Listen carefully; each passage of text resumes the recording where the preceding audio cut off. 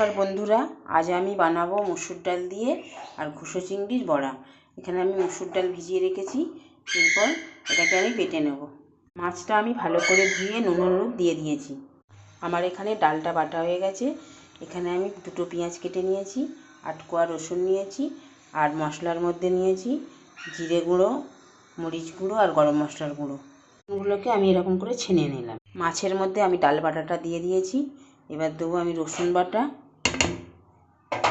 পেঁয়াজগুলো আর সবগুলো মশলা। এবার আমি ভালো করে এরকম করে মেখে নেবো এগুলোকে।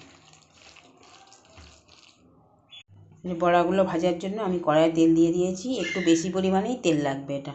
তেলটা আমার গরম হয়ে গেছে, এবার আমি একটা একটা করে বড়াগুলো দিয়ে দেবো। বড়াগুলো আমার ভাজা হয়ে গেছে, এটা গরম ভাতের সাথে খুব সুন্দর খেতে লাগবে।